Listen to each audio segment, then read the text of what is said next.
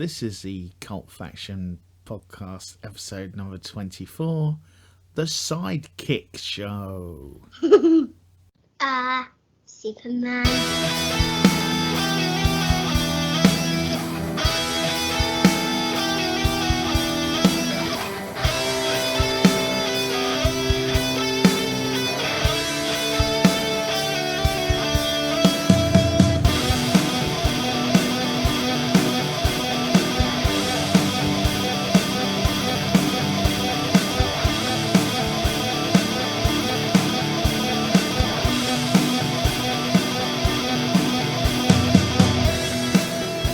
Welcome to episode number 24 of the Cult Faction podcast, The Sidekick Show, where we will be giving a special focus to those sidekicks of film and TV who, just need a little bit more attention. They might have been forgotten about, but they were there, they mattered, and today we will remember them. I am joined as always by Paul Hawkins and Damien Hicks.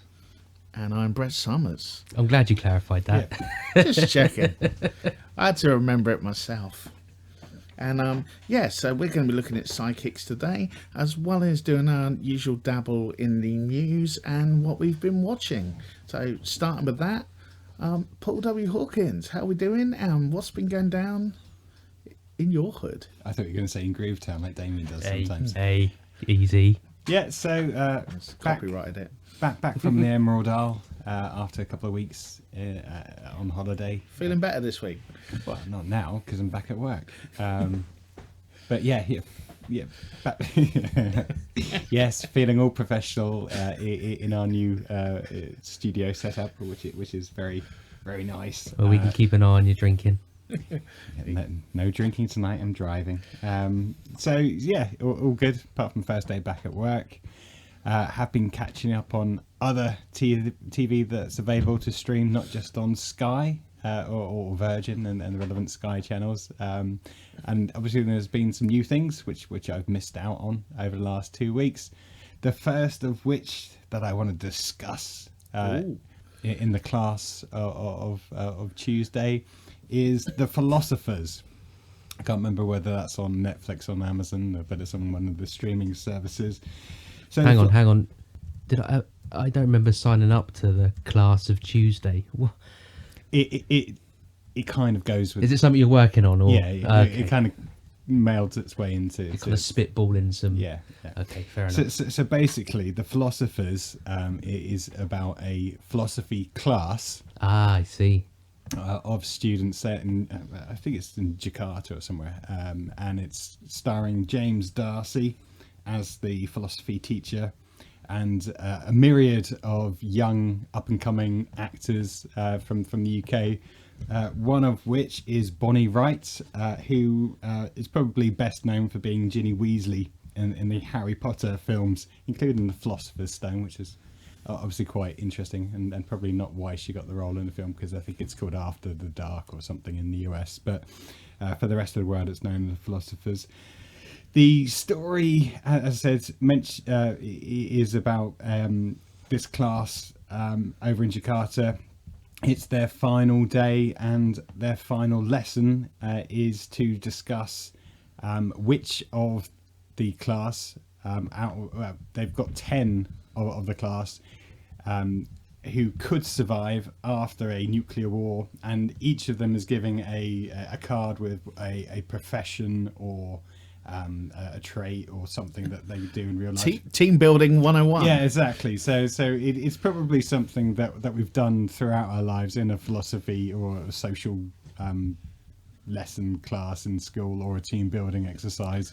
Obviously the whole purpose is you need to look deeper than just what's on the outside potentially, and whether people have more than meets the eyes, whether they have any pertinent skills. And obviously one of the key things is not just what skills that they have, whether they're an engineer or whether they're a botanist, but also if they've got any life critical illnesses or some backstory. So basically each of the students get a card. Lo and behold, to start with, all the fit ones and the good looking ones get a place Yep. Just looking on that note, one of the cast is Erin Moriarty, who is now in The Boys. So yeah, so just looking at it now, but people would know her too. Oh yeah, as I said, myriad of up and coming actors and actresses. So I lost my trail of thought then. So it's about they moved the fit one somewhere. Yeah, so the first round, after they choose which of the class should make it, they then go into a weird, almost dream sequence. So once they've chosen them, they almost live out a year in an underground shelter. So you've selected your 10, off you go, and then, as I said, they live out a year in a dream sequence to see how that would go. Like here's what you would have won. Yeah, and almost test that theory and play out that theory in a real life scenario. So obviously it's okay in some ways, and you kind of think, oh, all right, okay, so they don't make it for whatever reason at the end of this. I'm not going to give it away, but the first time round, they don't make it at the end of the year, and they die, basically. And there is no more Earth.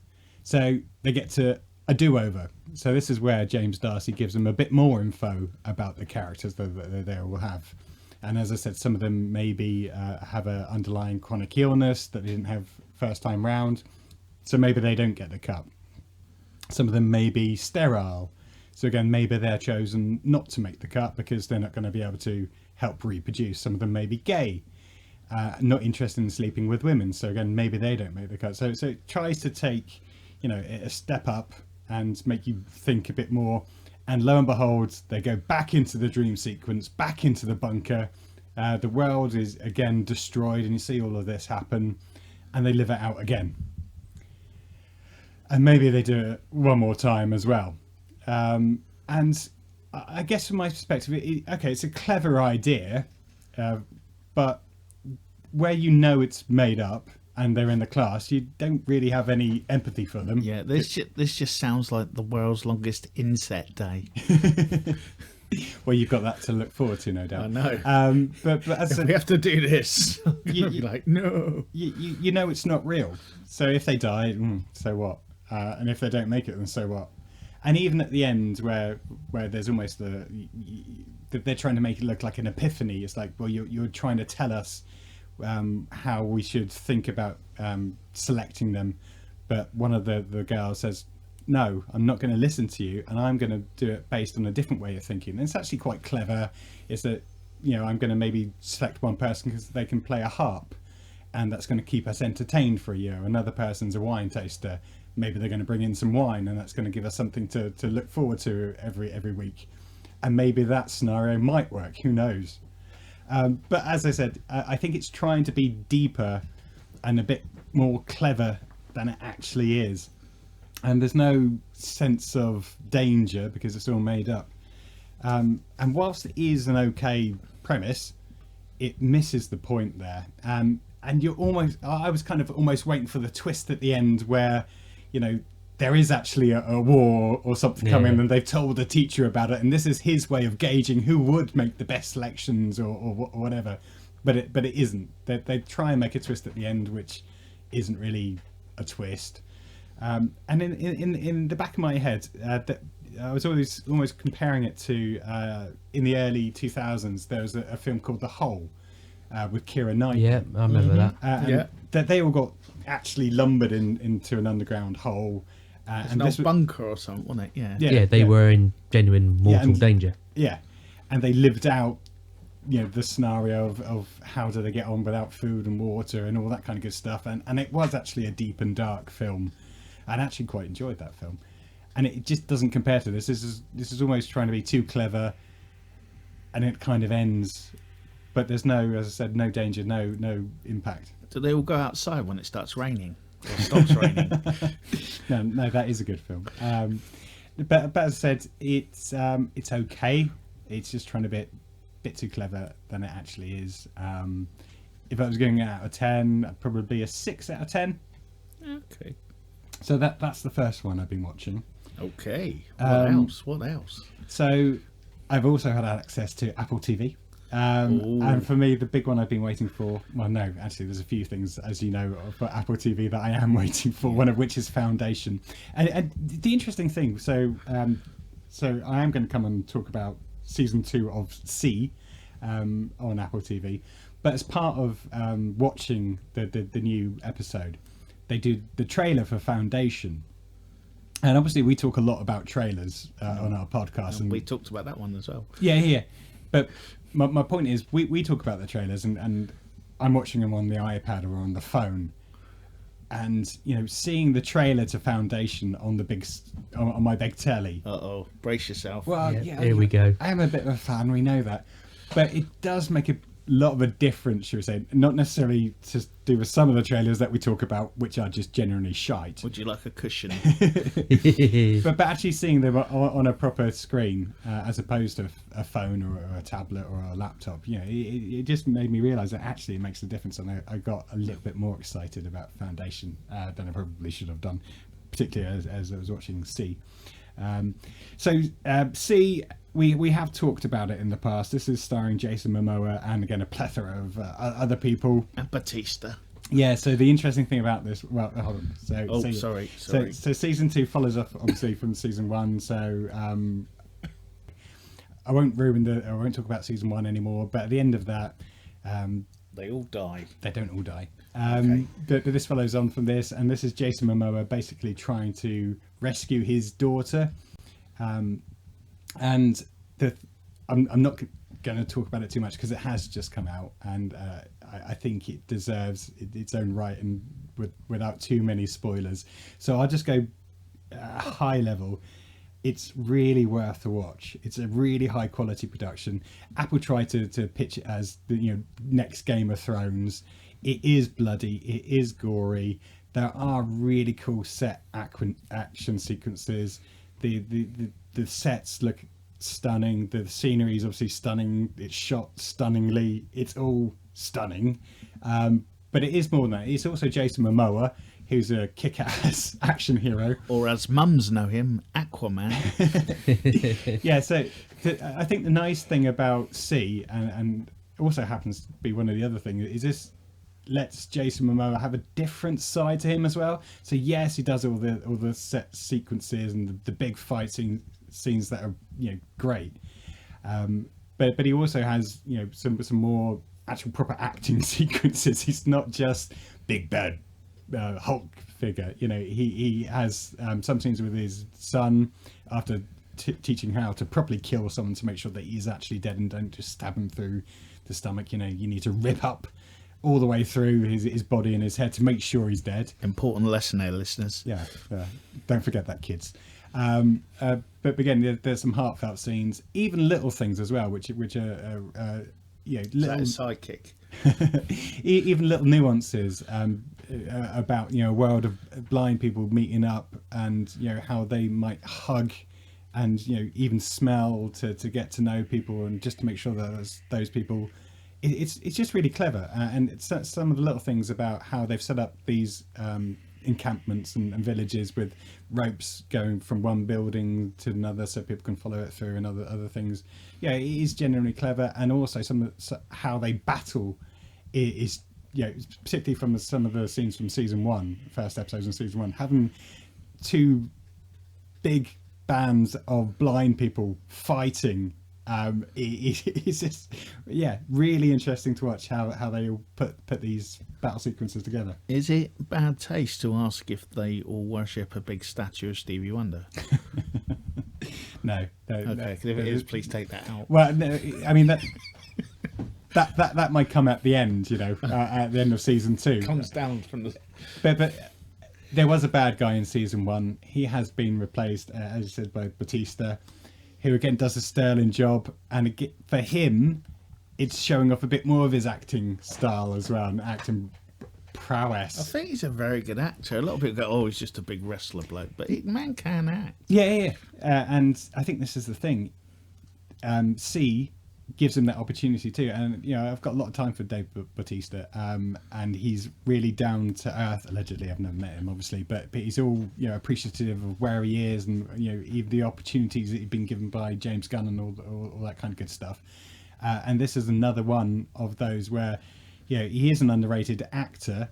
Everyone knows he can do, action scenes, but this gives them that opportunity to be the next level up, and I'm hoping you're going to see a bit more of that. We saw on the trailer that we talked about a few weeks ago, yes, he meets up with his brother Jason Momoa at some point and they have a big fight. They haven't got there yet, but it is more than just again another big battle cruiser of a guy. So let's stay on with Jason Momoa, shall we? Have you had to watch what your wife wanted to watch? No, not at all. So this is... Has he replaced a certain individual on your Twitter stalking accounts? Let me just come back, shall we?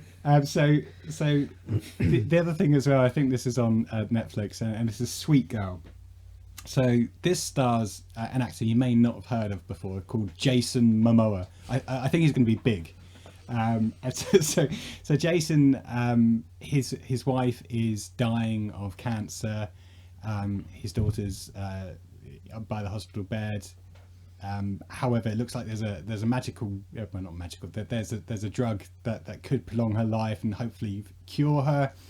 However, it turns out that big boss man from a drugs company maybe have done some underhand dealing or bribed another pharmaceutical company to take that drug off the market. That would never happen in America. Well, that's the thing. And unfortunately, his wife dies. Before that, he phones in a chat show with the boss of the pharmaceutical company and says, "You killed my wife." Did we look at the trailer for this? No, we haven't. No. Does he go on a big spree and go nuts? Well, no, you you're thinking of it was like a Punisher type thing. It wasn't called the Punisher, but it was it was a thing about opiates and stuff. Yeah. And this guy goes on a bit of a killing spree, tracing the kind of Like the drug stuff all the way back. company, yeah. I can't remember what that was called. But sorry, Paul. Sorry. No, Yeah, it's you cool. carry on. No, I was just taking a breath.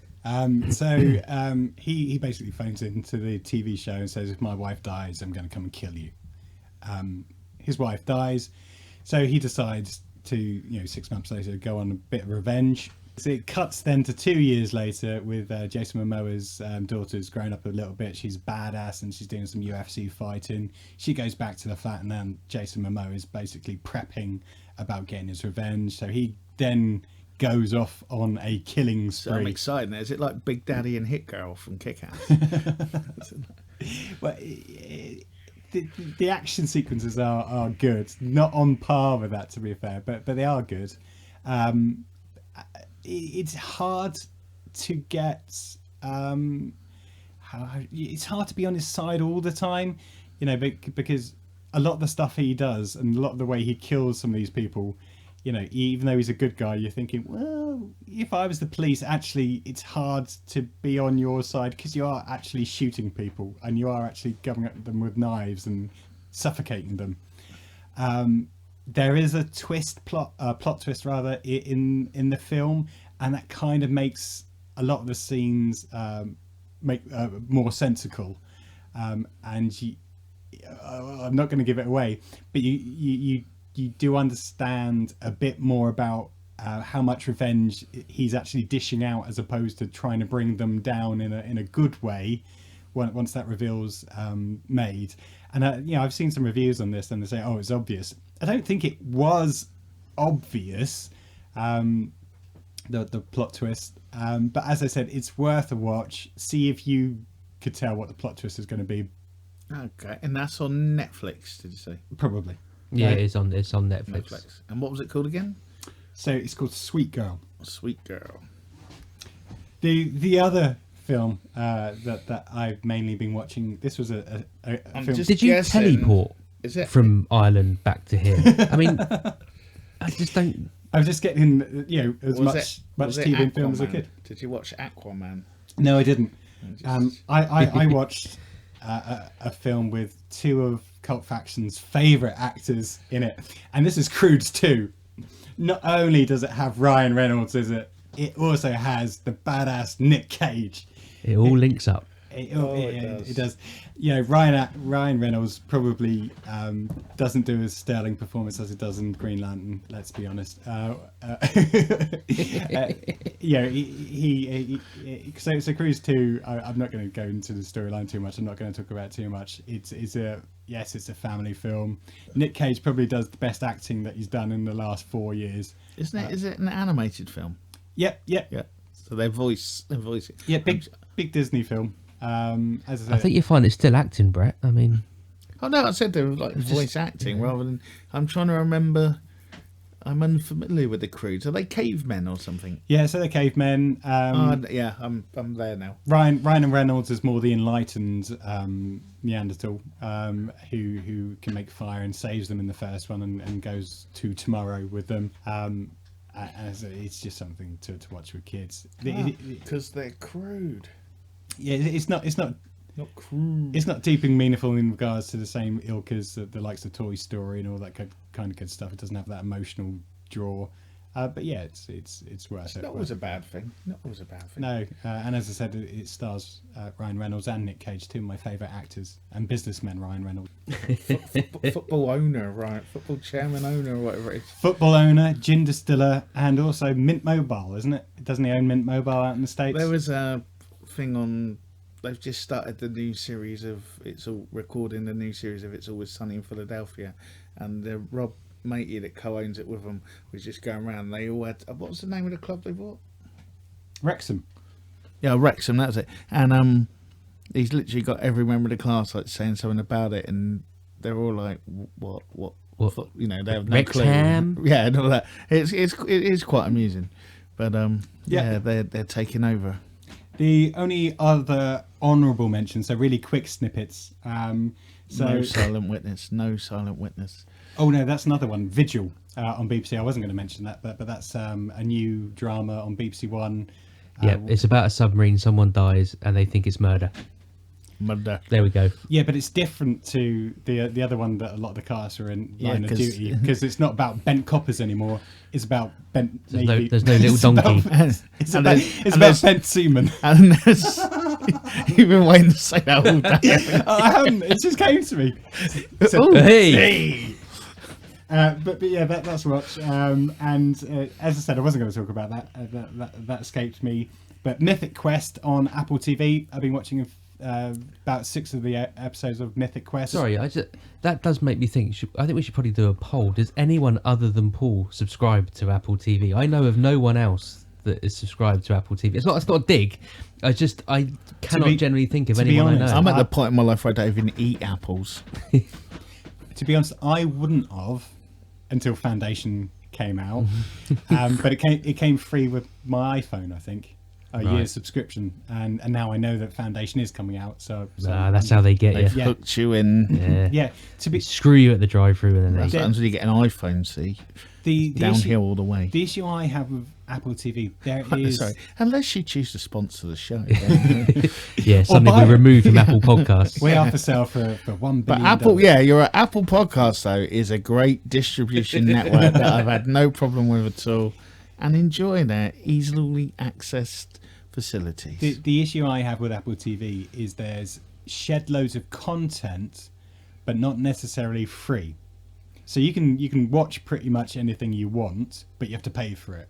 There's very little compared to the likes of Amazon and Netflix, which is I'm going to watch this now. But then I think Amazon's starting to go that way as well, because I was watching The Greatest American Hero. I've been dipping in for months, watching an episode here and there, not religiously. Now all of a sudden it's moved across, and it's something like you can now watch this if you subscribe to IMDb TV or something.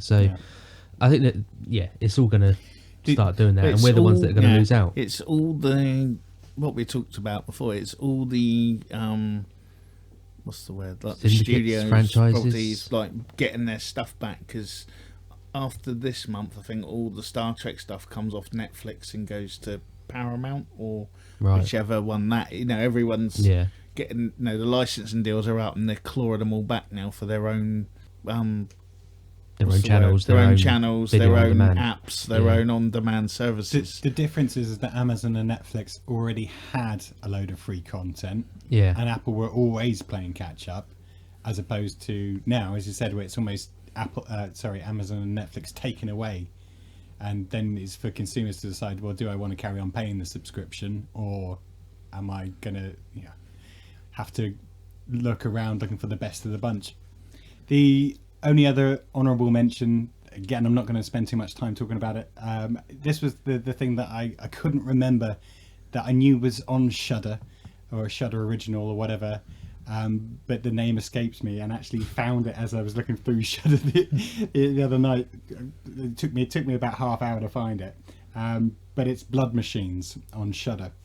So the interesting thing for me, because I think I saw something on a Facebook post or a YouTube post years ago, and this was just fan films trying to make a film high, as higher quality as they could with special effects for practically no money. I mean, they literally pieced this together. Now, we've done reviews of some low budget films, and low budget horror films in particular, that look shockingly bad.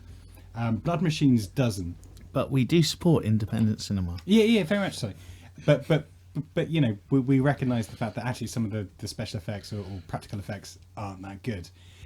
With Shudder, and Blood Machines, they've done a sterling job for the amount of money that they've had.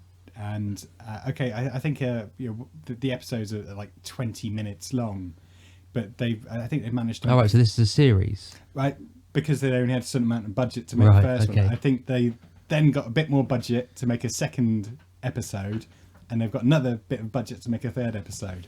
Yeah, because the original was 50 minutes. Yeah, we covered it on the cultfaction.com back in June 2019. I knew it rang a bell. And it was all about the soundtrack and how good that was, and people were loving it. So give it a watch, because I think it deserves some viewing and some audience figures, shall we say. Go in there expecting that it's not going to be on the ilk of Star Wars or Avatar. Yeah, but then that's right up my street. The comments I've made about some of our previous reviews of shoddy horror films. Yeah, I think the cheaper the better, as far as I'm concerned. Yeah, and this harks back to the old, you used to be able to get sci-fi anthologies with like hundreds of books in one, and this would be like a short, short story or whatever that they've taken and made it into a film. And just kudos to them for sticking with it and making the action film. And that's me done. Okay then, there's some good stuff to check out there. And yeah, I do need to watch Blood Machines because I followed all the different bits as it developed. Right, moving across, Damien. Well, I'm going to be, some would say, mercifully quick. I've watched two things this week through various work and baby issues. And that's Fear Street, which we've already covered, and Vera, which we don't cover. So that is literally... How did you find Fear Street? I found it a little disappointing, actually.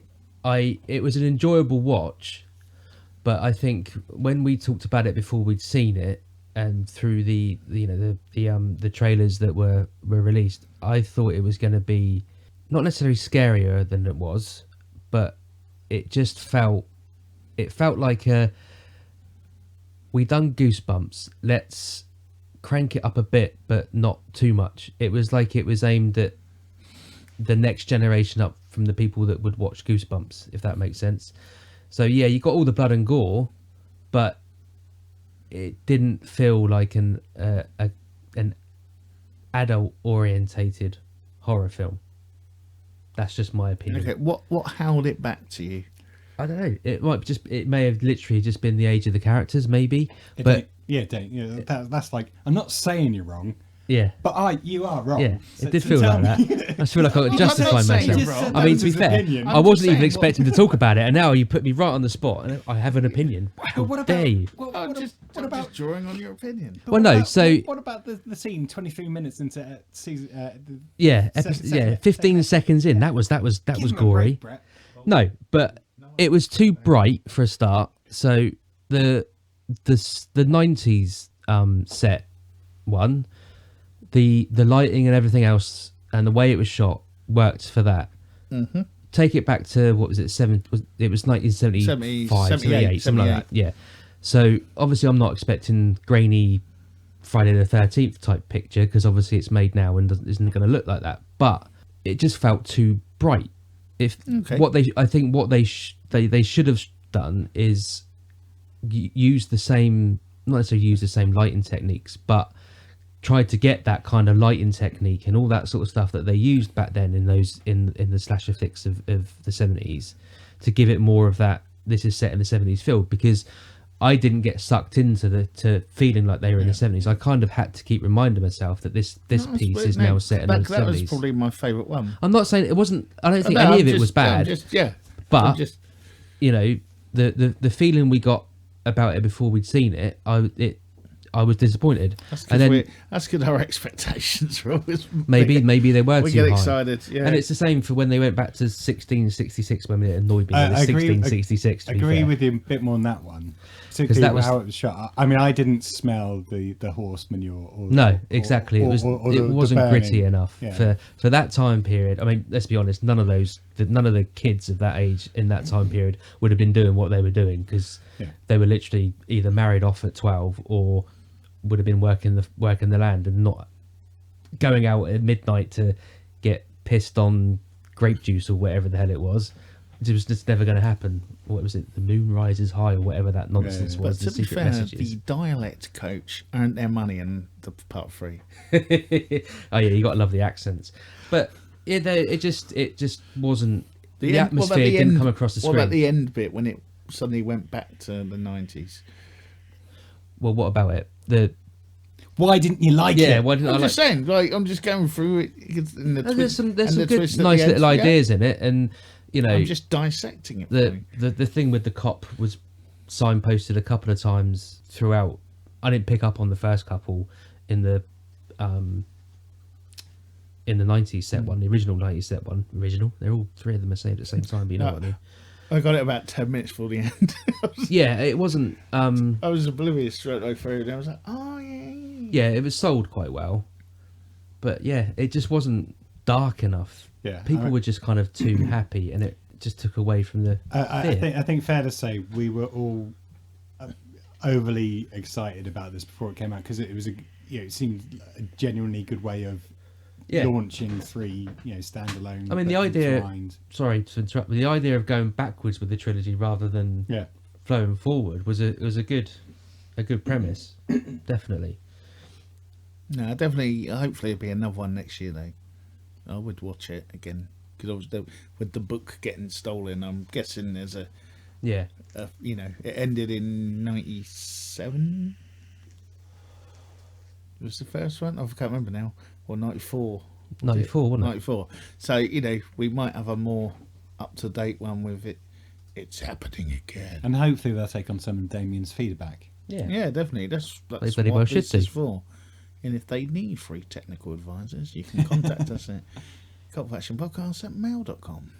Okay, that's it. That literally is it. No satanic cults in Vera or anything. No, just a bog standard episode. Someone gets murdered. Anyone Vera pop up we know? sorts it out. No, these are new episodes, so no one. Well, obviously your man, Dennis Pennis, whatever his name is. Oh yeah. Paul K. Paul K. I was going to say Peter K. That's completely different. That would be interesting. That would be interesting, wouldn't it? He turns up as the guy doing the autopsies. He turned up in Doctor Who once. That wasn't very good. That's true. Yeah. Over to you, Brett. I mean, you haven't gone back to work yet, so we all know that you're staying up. I have. You'll be pleased to know. Made another visit to 21 Jump Street. I'm about halfway through season 2 now. I didn't get as sucked in as I did last time. I left it to 1 episode, so I didn't almost get brainwashed into being in the 90s again. But it was an interesting episode where one of the detectives is accused of impregnating a school child whilst they were on duty undercover. Bent copper. But it wasn't. It wasn't. Oh, Jesus and the little donkey or whatever it is. Of course it was the teacher. And she was covering for him. And he said that name before because the boy disappeared from school without a trace. And they didn't think they'd track him down. But of course, he was an undercover cop and it all backfired on her. And but interestingly, If only it did, and then she wouldn't have been in that problem.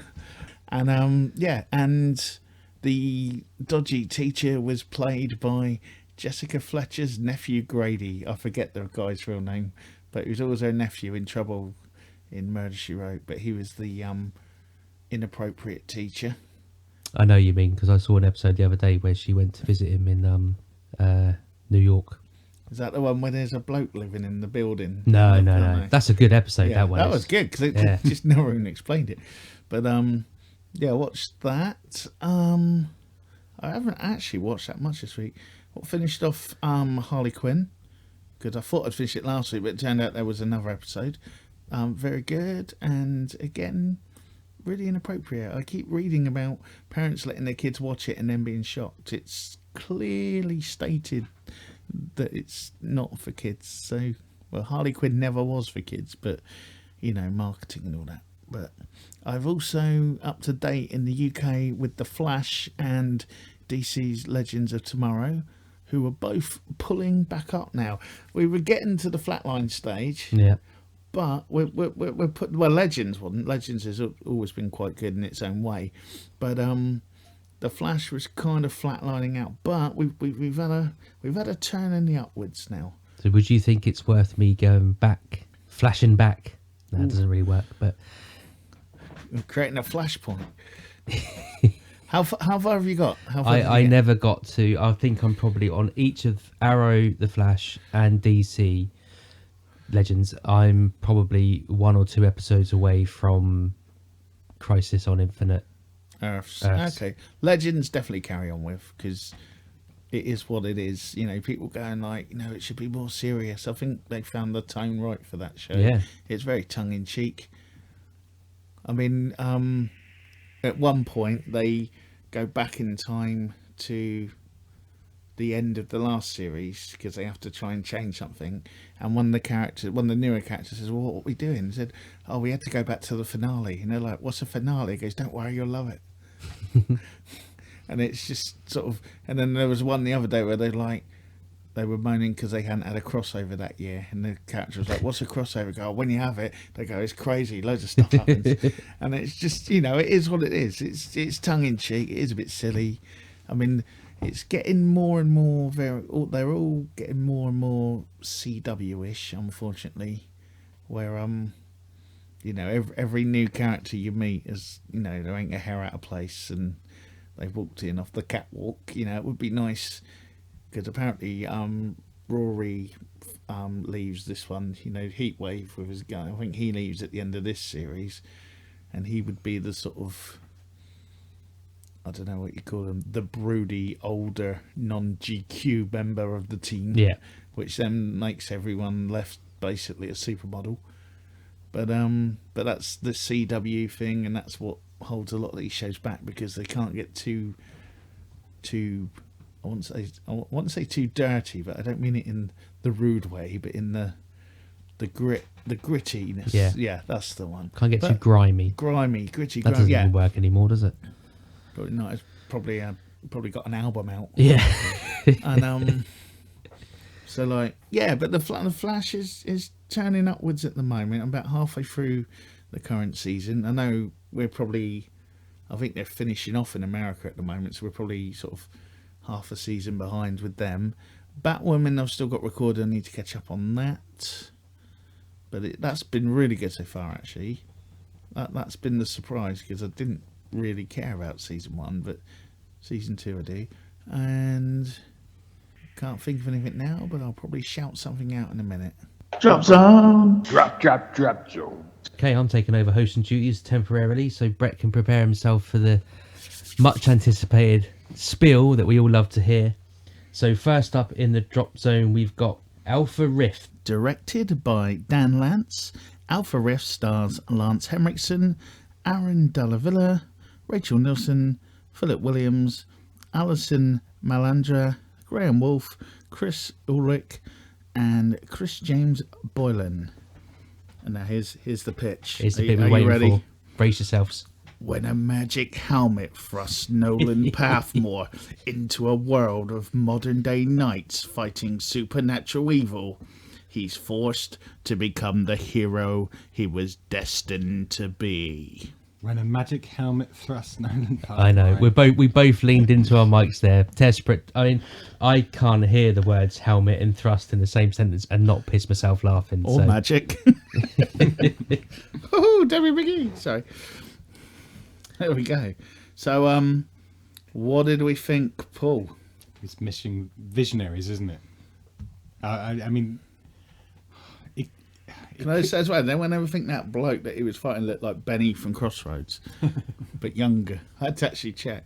I mean, it's got Lance Henriksen in it, which is a plus. Yeah, I don't. Probably the only good quality I could see. It's just a bit disappointing. I think they missed a trick. And yeah, okay, so he's a knight. Who cares? He's not a visionary. Why didn't they just make visionaries? Do that. That's what the people want. That's what I want. Hasbro are still toying with I know that. they are. So get round and make it, Hasbro. If you need a hand, you know where to find. But just do it better than Transformers. Much better. And don't make it a crossover. I don't want to see a crossover. I don't want it a mask. No, but I don't want a mask Visionaries Transformers crossover. Hasbroverse. Yeah, I just want Visionaries. And that's the magical. Although that could be good as it, they could do a couple. No, listen, couple of series or seasons of Visionaries, and then the Hasbroverse kicks in. I think that would work. Paul doesn't agree. I can see the anger on his face. Why? I'm sick of eventually multiverses and Jesus. No, I just want You're Visionaries. sick of Jesus. That's blasphemy. That's not what I said. No, so I just want Visionaries. Hasbro, make it so. And Alpha Rift, it's a no from me. Okay, Damien. Even he hasn't finished yet. Cool. One more thing. Even the armor didn't look good. I mean, what are they trying to do? Yeah, are these ye olde knights? No, are they American football pads? It seemed like halfway in between. It was almost expected it to be like not Battlestar Galactica, that's probably better, but Buck Rogers, one of the guards. Oh, there's no, one of the guards in Buck Rogers from the 80s, that kind of armor. No. Yeah, I'm gonna let that go. It's all right. Buck Rogers is good. Yeah, no, Buck Rogers is good. Okay, Damien. I know, scared to say anything now. I know he's still he's thinking of other yeah, things. that's what the pause was for, just in case there was something else. No, he's definitely done. Another thing. Do you know what grinds my gears? I'm gonna go back in my box. Well, I'm not going to be as vocal as Paul, but I pretty much agree with pretty much everything he said. Other than I think it should probably be on Nickelodeon. It looked like a kids show that doesn't have much of a budget and is the next step up from Dino. What do you call it? Dino Rangers or whatever what are they called? Power Rangers, Dino Fury. That's it, Dino Fury. So it's a no from me too. Come back when they can make Visionaries. Yes. I think that's a general consensus in this room. See, I think you're missing the trick. You're missing the trick. It's all in the helmet. This is Nightmare. No, it's not. I would rather watch Nightmare. Yeah. Do you believe in destiny, Alpha Rift?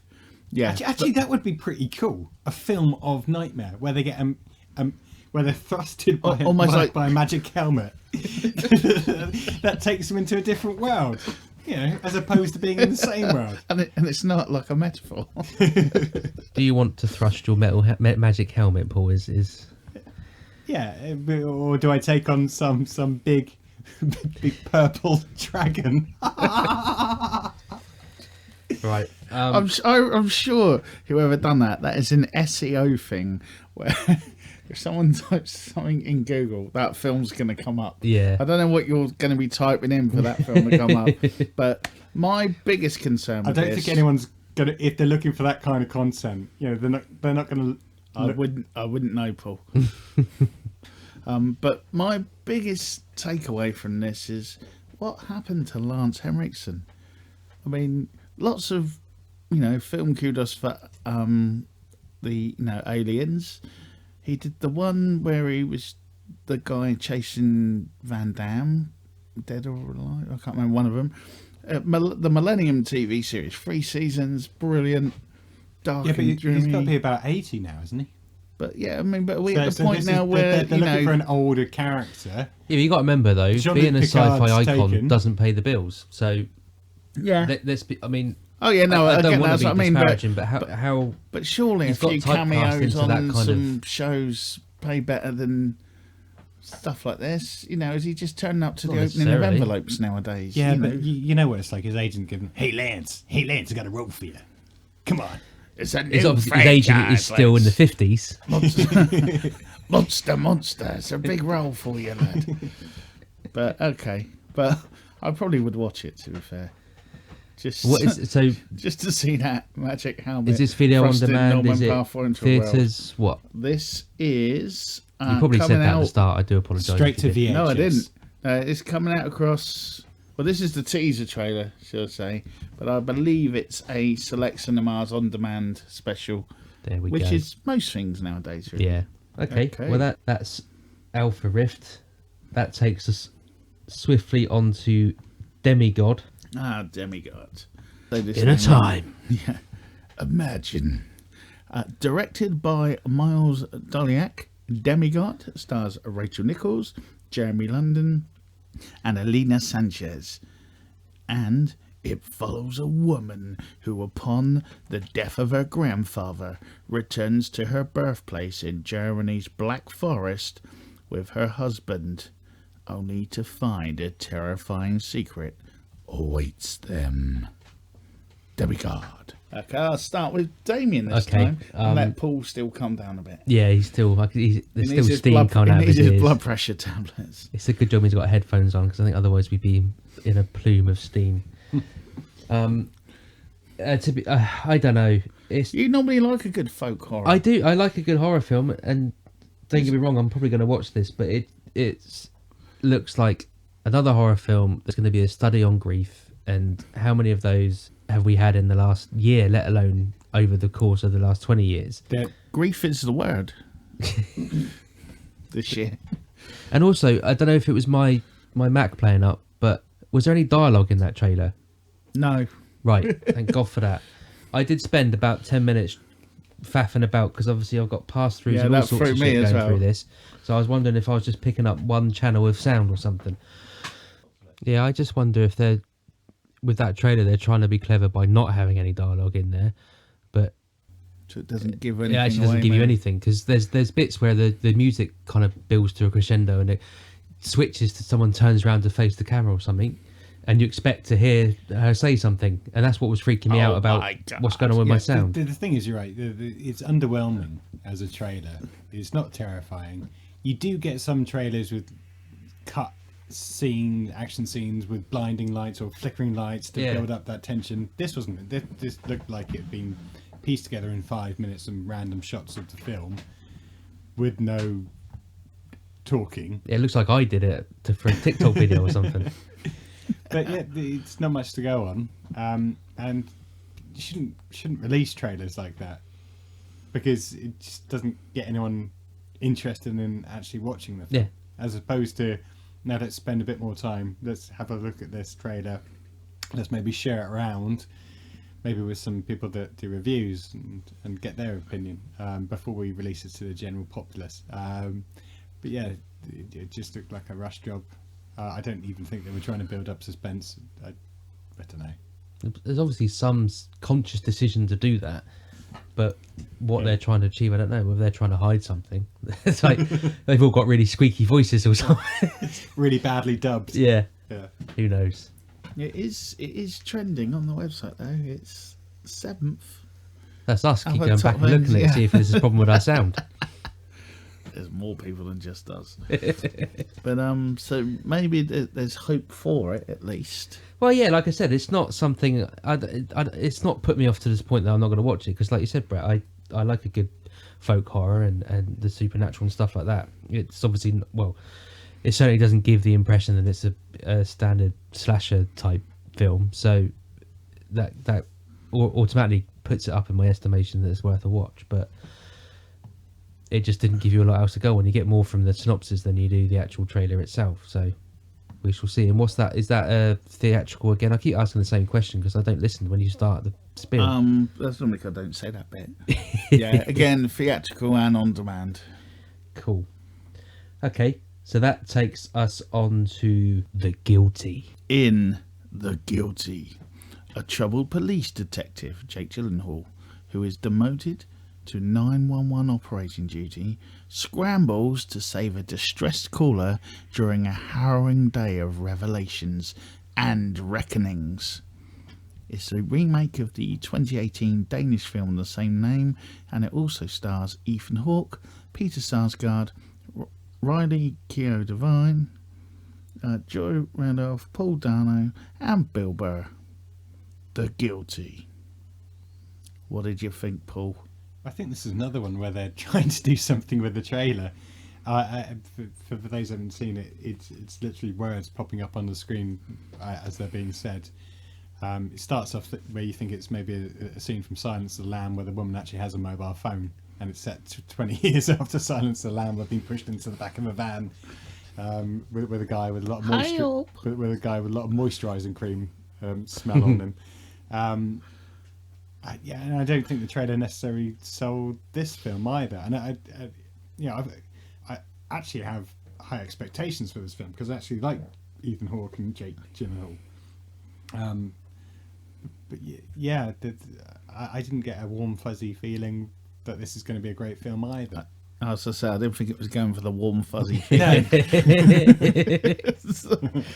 Yeah, kind of the same.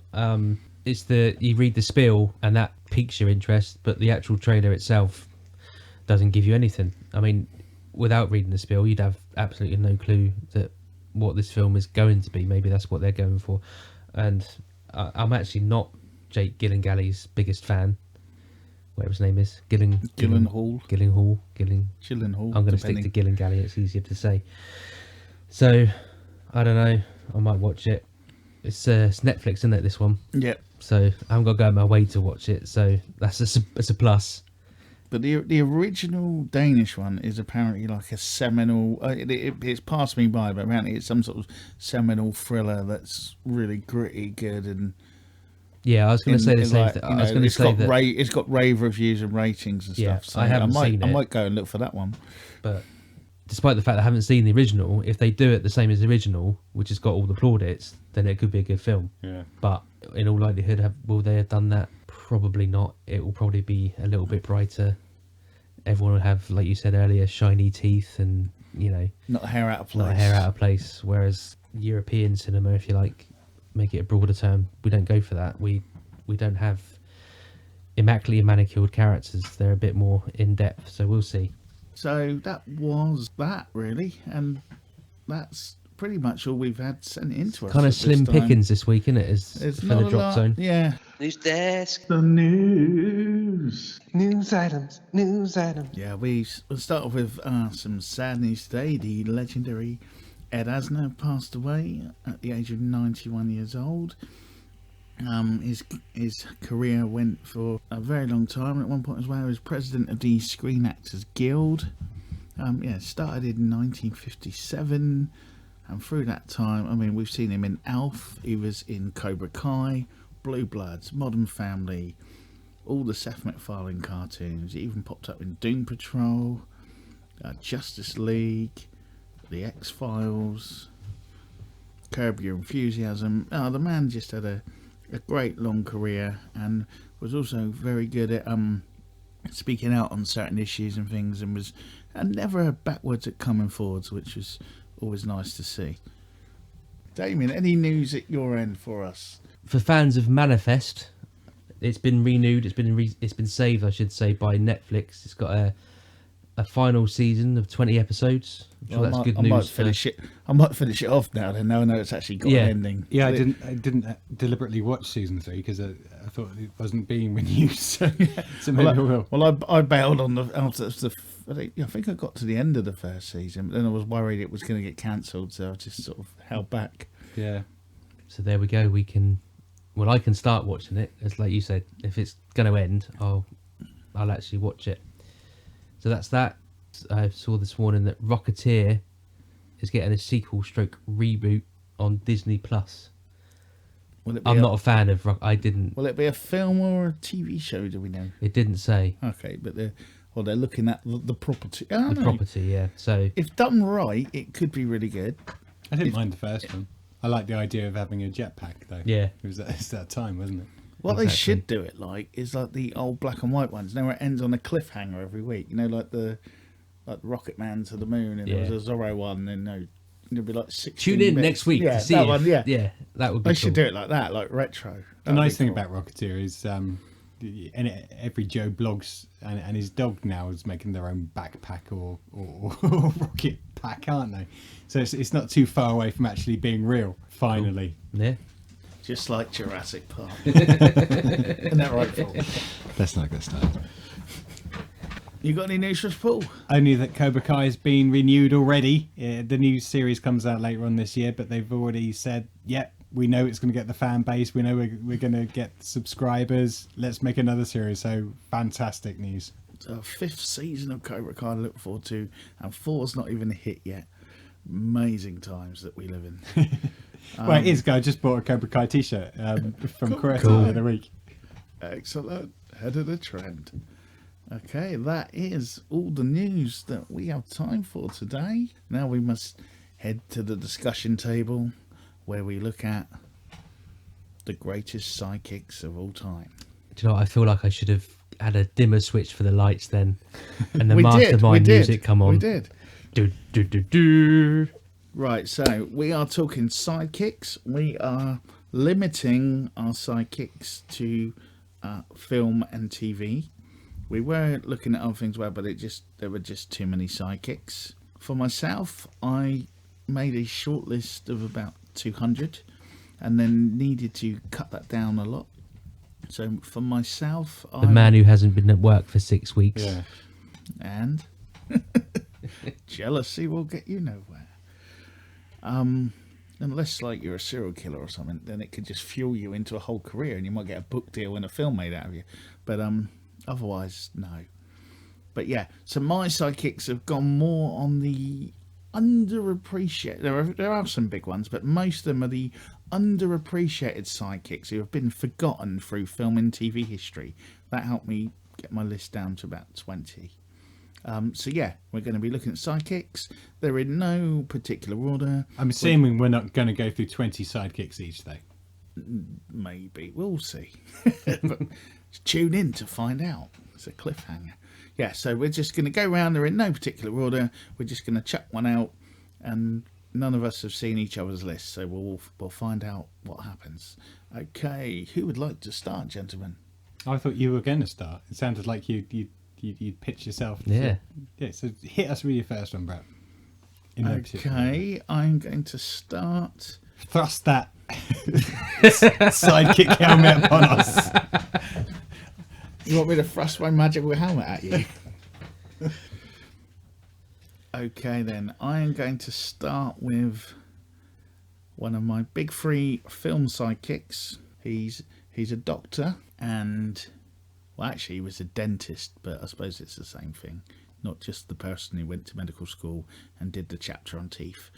But so my first sidekick is Doc Holliday, as played by Val Kilmer in the film Tombstone. And you, music lover, you're next. Drunk piano player. You're so drunk you can't hit nothing. In fact, you're probably seeing double. I have 2 guns, one for each of you. So yeah, a little snippet there from Doc Holliday himself. Now, was he the most historically accurate portrayal? Probably not, but it was damn cool. He had some great lines, and yeah, he saved Wyatt Earp's life. So, you know, anything a good sidekick should do.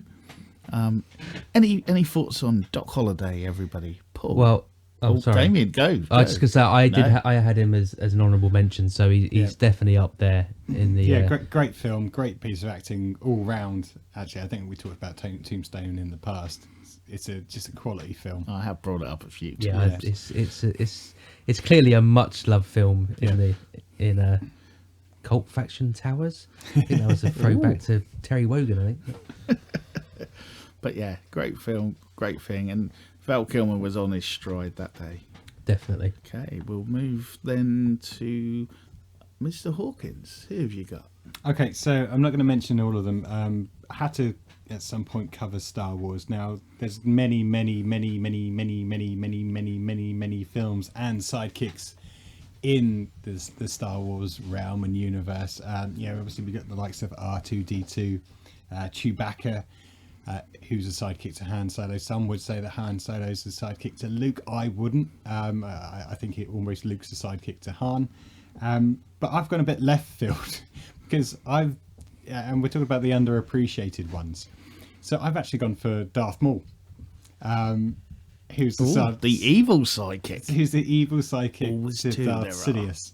Now, whilst Phantom Menace has its many flaws, I just remember at the time when Darth Maul came out, and we all know the scene where he's got the one line. The film came out. I didn't realise that he'd come out. I must have missed that. It was when he got his magic helmet. Well, it's just that bit where you see the one lightsaber, and then all of a sudden the next blade comes out. It's like you can get lightsabers with two blades. It's like wow. But it carried on with the fact that he also managed to kick two Jedi's asses several times in battles.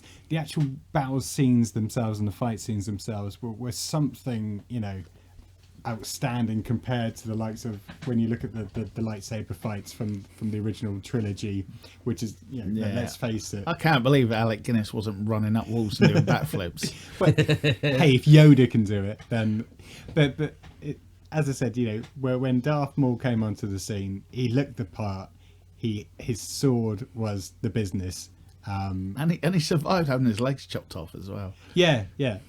As I said, the pretty badass. Fight sequences were cool. He took on Obi-Wan, and let's face it, he took on Darth as Darth Vader, Anakin at the same time. But no, it was Qui-Gon Jinn. Anakin was a little baby. Yeah, but I just remember at the time, I think that was one of the cool things about Phantom Menace, actually, that is a stick-out sidekick. And yet, while most people think that maybe he died, we later know through the Star Wars saga as it continues, he was just mortally wounded. It's a mere flesh wound. Yeah. And he comes back, turns his back on Darth Sidious because he finds out that maybe Darth Sidious doesn't have his best interests at heart, Cal Surprise. And he goes on to live a lovely long life. But great sidekick, and not mentioned as much in the Sidekick Hall of Fame. I like it. Yeah, I think for me, I'm not disagreeing with anything you've said, but I think for me, with the way the trailers ran when that was originally released, and all that kind of... I know what you're gonna say. Yeah, he was on everything, wasn't he? He was every billboard, every poster, every. I've still got some merchandise. I've still got some of the original advertising from back in the day. But yeah, he's actually hardly in the film. Is it about 10 minutes? Yeah, I think if you total up the amount of time that he's in the movie, probably less than that. Actually. Yeah, probably is. But I quite like that. Because it's I'm not dissing it. No, you're right though. But it's the whole thing of him catching up, and when he does, and he has that initial battle with Obi-Wan, he really struggles. Then he manages to catch up with Qui-Gon, and then they have that big fight scene at the end of it. So yeah, he's Phantom Menace has its many flaws, and it waffles on. There's too much, probably more Jar Jar Binks in it than there is Darth Maul, at the film's detriment. But that's right. 6 minutes. There you go. But he looked the part, he acted the part, he was the part, and as I said, the fight sequences were cool. And then I don't think they've really managed to get back, even with some of the later films and the CGI and even the well, that's because we all got burned on Darth Maul. So anyone that turned up on a poster after that, we were like, yeah, we're gonna wait. But the fight sequences with Kylo Ren in the last ones, they're nothing compared to what this guy Ray Park, the actor, could do in the film, and that's why he's my worthy mention. No, that's Fair a enough. good mention. I didn't even think of evil sidekicks. I'd have been there about another day. I know that could be a whole new podcast in itself. That's it. Right, Damien. Okay, so I'm going to go first up on my list. Rear Admiral Albert Calavici, more commonly known as simply Al from Quantum Leap. He's the ultimate sidekick.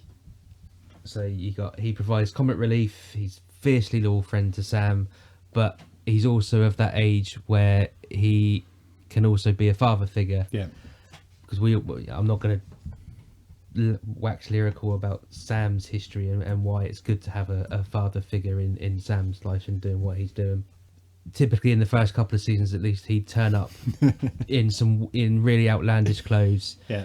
He's just literally been out partying the night before, trying getting his latest conquest. And I could be wrong as well, but in my head, I'm sure there's a couple of episodes as well where maybe he turns up and Sam's in like a girl's as a girl in the shower, and he pops his head. Yeah. There's been that. He's been in dressing gowns and all sorts where he's literally it's the morning after the night before, that kind of thing. And it could have easily been that's how he was portrayed throughout the entire run, the 5 seasons, 6. I can't remember how many seasons it was, but instead we learn about his past, his history, his failed marriages, his even his personal life and his troubled childhood. So we find out that he had a Down syndrome sister. There was a girl named Trudy. Al, I don't have She time was for it. retarded, Sam. Her IQ was lower than Jimmy's. And all the kids in the neighborhood, they used to tease her. Kids can be cruel. They call her names like dummy and monkey face. And I hated it. And I used to get in fights all the time over this. But that's what big brothers are for, right? I wound up in an orphanage and she wound up in an institution. When I was old enough, I went back there for her. But it was too late. She was gone, Sam. Pneumonia, they said. How does a 16-year-old girl die from pneumonia in 1953, Sam? There you go. There's Rear Admiral Albert Calavici. Cool. You might have today just realised today is his first time I've actually discovered his full name. It's just always Al to me. And all his other friends, obviously. Okay, my next sidekick proposal, whatever you want to call it, comes from the land of television, and it is Dr. Seth Hazlitt, who was played by William Wyndham in Murder, She Wrote.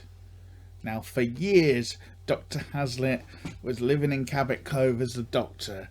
He was Jessica Fletcher's friend, and he helped her and Amos Tupper solve many crimes and helped with many things. At one point, he even investigated his late brother's murder and helped Jessica solve that. But not at one point did Jessica put out. That man was there all that time. He was helping her, solving murders, keeping the world safe. Jessica Fletcher didn't bat an eyelid. Yeah, as a true psychic, I don't think she could bat an eyelid most of her performances. But yeah, he was there, he was trying, he was helpful. I mean, maybe there was a thing going on with Amos Tupper, the sheriff, that he didn't know about. But there was almost that Cabot Cove love triangle. And old Dr. Seth Hazlitt stuck to his guns, remained a proper physician, upheld his medical oath, and helped Jessica all the time, whilst at the same time, she never put out for him. That's a true love of a sidekick, isn't it? I guess. I for a little while there, I thought it was going to be Tom Bosley that you were waxing lyrical about. But... He's a sheriff, that's his job. Yeah. Dr. Seth Hazlitt, we salute you. Okay, so coming on to the world of Ghostbusters. Obviously, we had 3 main Ghostbusters to start the film with, but I'm going to move on to my sidekick nomination. I couldn't help it. It just popped in there. What?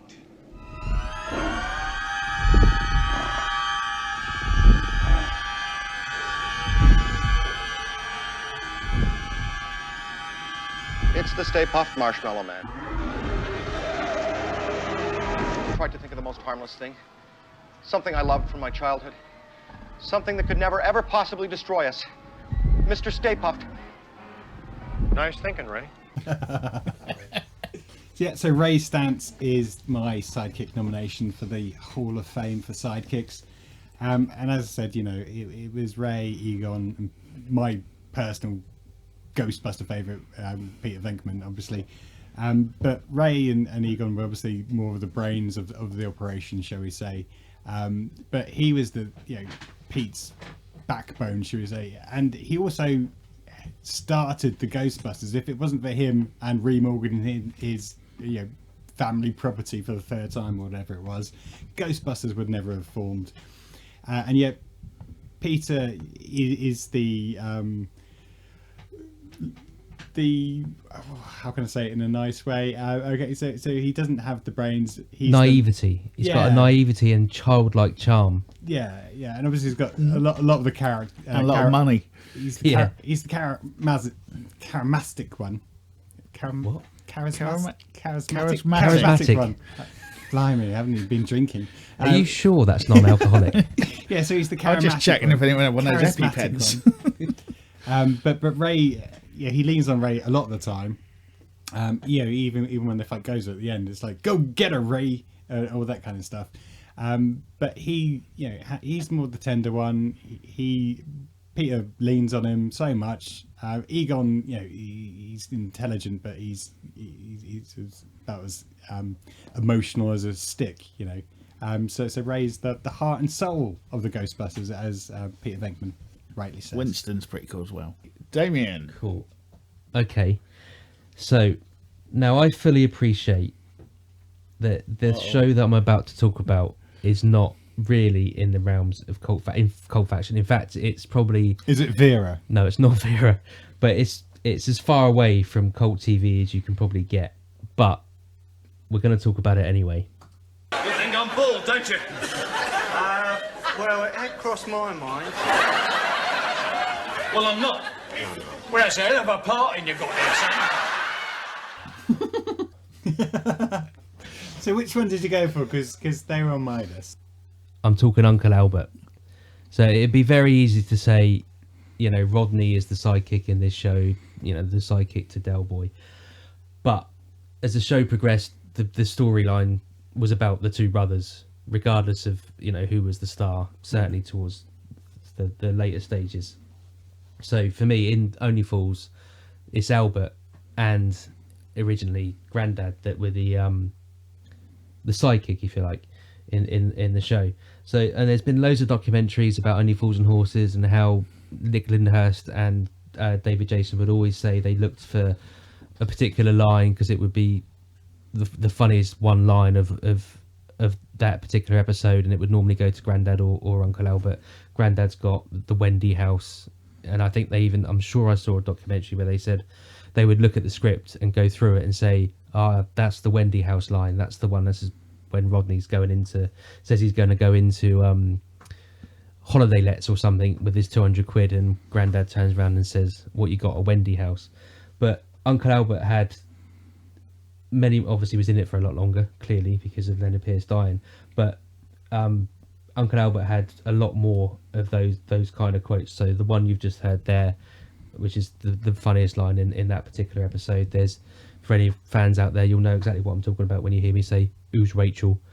So with Albert, we get those kind of one lines, but again, I've mentioned it with Al, he's also there to kind of break that fourth wall. So you can watch Only Fools and Horses, and the two brothers, the protagonists, they'll do something and you kind of get why they're doing it, but they'll come back to the flat or whatever, and they'll have a conversation with Uncle Albert, and it kind of gives the audience more about the motivations for whatever the two other characters are doing. The exposition. Exposition, yeah. That's the word I was looking for, not juxtaposition. That's something to do with where you put a picture next to something else, and it shows how much I know.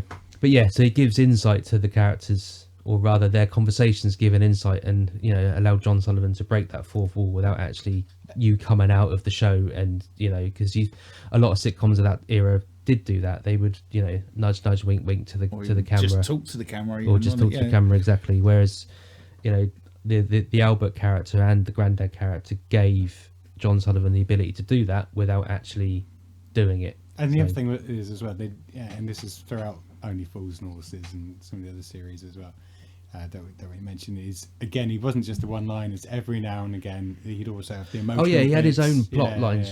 The one where he gets mugged in inverted commas and stuff like that. Elsie Partridge, yeah. And of course they did the funeral, which they did it both actually. They did it for Grandad and they did it for Uncle Albert. So yeah, as I said, it's not really our remit of television. What we would normally I think talk it's a about, cult show in its own right, though. I would say. I don't know. I think people you in media you will hear of it referred to as a cult TV show because it has a loyal fan base, a strong following. But that doesn't mean, in my mind, that doesn't mean. Oh cult. yeah, no, I know what you mean. It's what you do, yeah. But yeah, so there you go, Uncle Albert. Cool. Back to you, Brett. Back to me. Next on my list is, in my opinion, probably the most underappreciated man in TV detective dramas, Dr. Sam Fujiyama, played by Robert Ito in many, many, many years of Quincy M.E. See, now I really want to play the opening scene, the opening gambit, whatever you want to call it, the voiceover. This is the man that whilst Quincy ran off and did whatever he was doing when he should have been at work, not only did Sam do most of the lab work for Quincy and whatever he was run off doing, he was also doing Quincy's job the whole time back at the hospitals in the forensic labs, covering for Quincy, covering that man's ass, and doing two jobs at once, probably for less pay, whilst all that was going on. So he kept the whole department running. He did Quincy's job for him, and even done the other work that Quincy was running off doing when they were saying not to do it. And I don't even think that other detective who talked like that, tell it, Quincy, you can't do that. I don't think he even bought him a drink at the restaurant at the end. Totally unappreciated. I don't think he ever appeared in the final scene, ever. The backbone of the entire show. Was he allowed in the restaurant? And I don't mean that in a horrible way, because in those days, that was the sort of thing maybe that may or may not have been going on. So Quincy would be on his yacht with a couple of ladies and a cocktail. Yeah. Sam would be in the lab at the hospital doing his job. He pretty much ran, if you think back, he ran that whole department, kept everything going, and pretty much solved everyone's crimes while still allowing Quincy to get a wage whilst philandering with ladies with cocktails and bikinis on a bar that were young enough to be his daughter. And do you know what the irony is? I remember an episode where Quincy was otherwise engaged. Either, I can't remember if he was locked up or he'd been kidnapped or something like that. And you had the detective and other members of staff kept checking on him checking on, forgotten his name now already, checking on Sam to see if he was getting on okay without Quincy. It's like, he should have just turned around and said, hell yeah, I run this department anyway. So yeah. Quincy's my bitch. He's holding me back.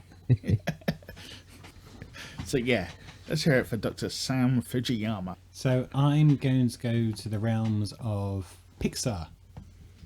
Ooh. And okay, my next sidekick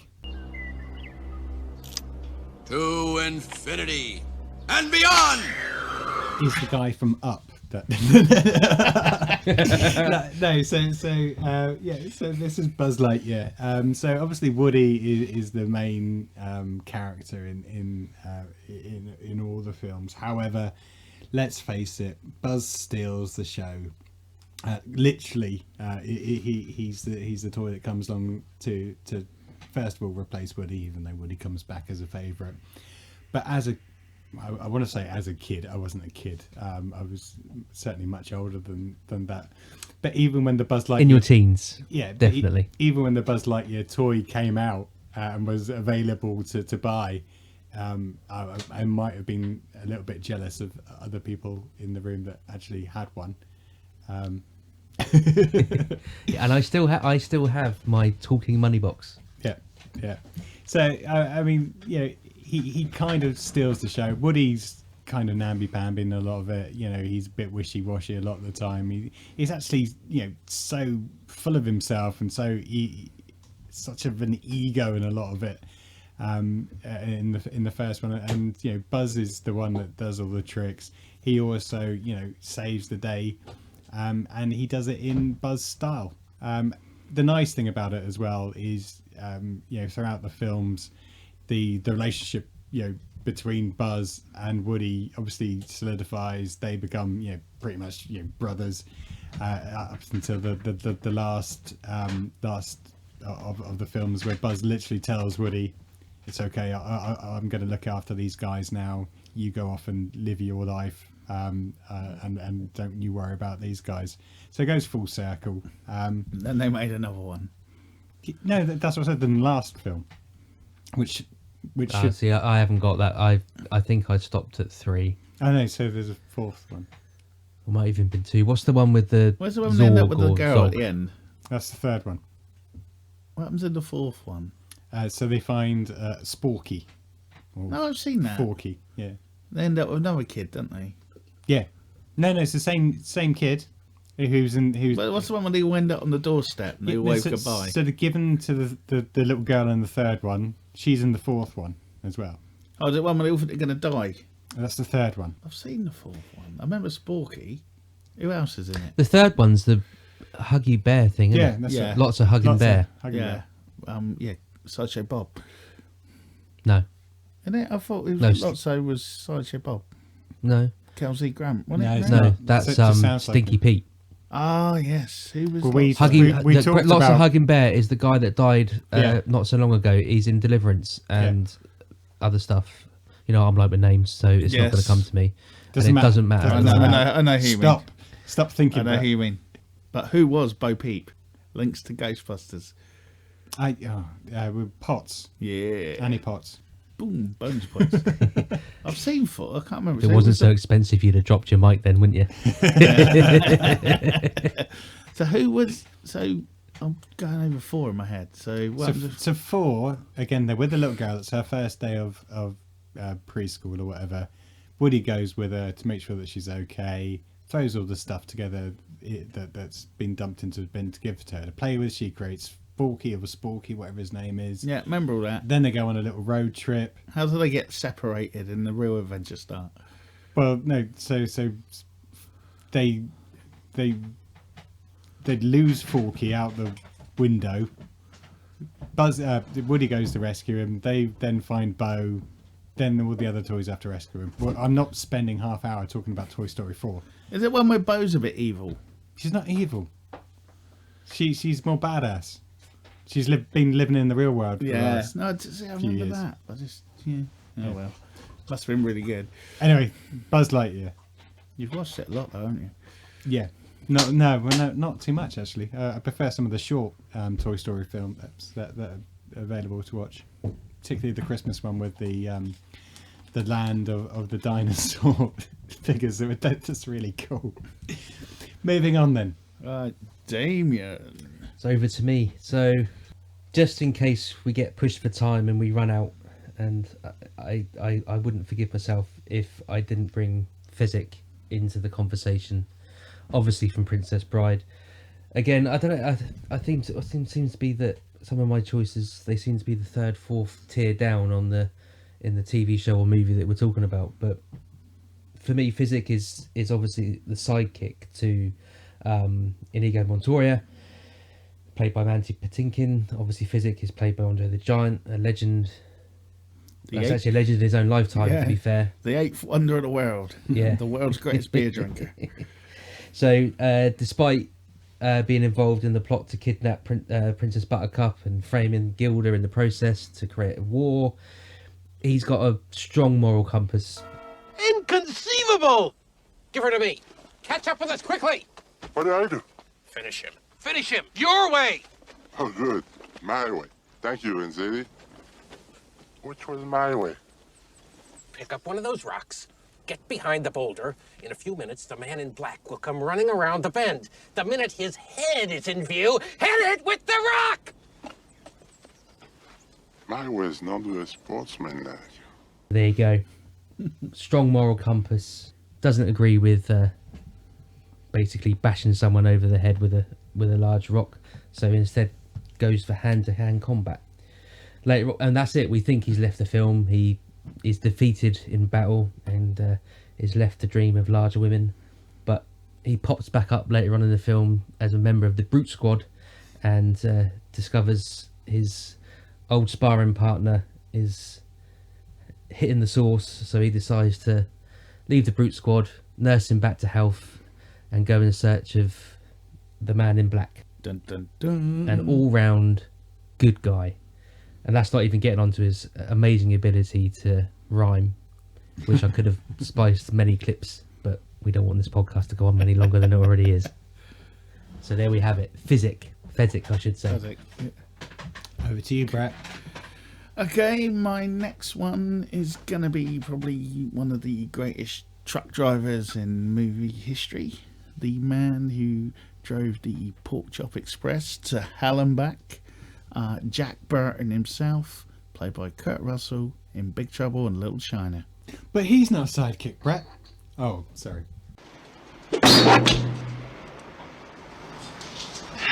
It's all in the reflexes. What were you saying there? But he's not a sidekick, Brett. He's the main character.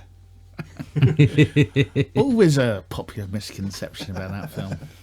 If you watch it, he is the sidekick.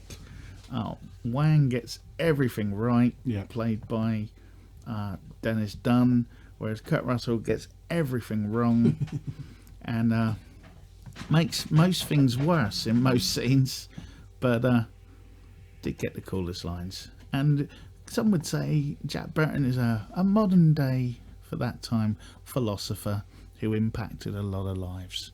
Anyone else? No, I completely agree. He's almost like Kato. Does most of the actual work, but gets little of the credit. So next on for me, again, conscious of time, so I'm picking a few. We may go around doing some just snippets from some of the ones that we can't get to talk about. So I just want to mention Q from James Bond. So again, similar situation where James Bond's obviously the main character. He gets the ladies. He's obviously the star of the show. He's a one-man band. Oh, but is he? Where does he get his support from? Where does he get his special gadgets from? It's Q Branch or Q Division, or it's Q. And one of the things as a kid about James Bond that made it for me was all of the gizmos, all of the gadgets, the special cars. That was a lot of James Bond for me with Sean Connery and Roger Moore. And don't get me wrong, when Daniel Craig came along with the likes of Quantum and Solace, they were sterling films in their own right. But there always seemed to be something missing from that genre. And I think, when we were introduced back with Q in Skyfall, they did it in a really nice, subtle way. They toned it down a little bit, but they brought back Q. And they still had that relationship. They still have that play. I mean, when they first meet, Q's basically saying, "Oh, Bond, you're just a field agent. I can do more damage with my PC before 9 a.m. with a couple of Earl Grey or whatever he said in my pajamas." And it's making you realise that it's not just those guys that are out there, the field operatives. It's the support that they have, and throughout years and years of James Bond, I think particularly when I was a kid, the Q character was the one that you're looking forward to seeing, because that meant he's going to get like a pen that turns into a flamethrower or something really cool to look forward to.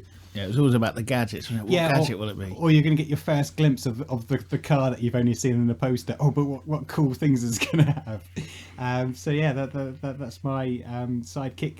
It's a good choice. Cool, yeah. I genuinely, I would never have gone there. But yeah, good choice. So that was back to me already. Mm-hmm. We're speeding them up a little bit now. We're worried. We're worried. We're worried we're going to run out of time. Going to drop off air. If that's such a thing to do on a podcast, I don't think you can. I dropped some air off just now. So I am going to go for... Yep, I'm going for this. It's the fin.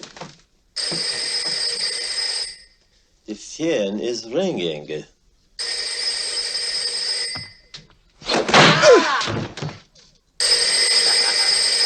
Relax.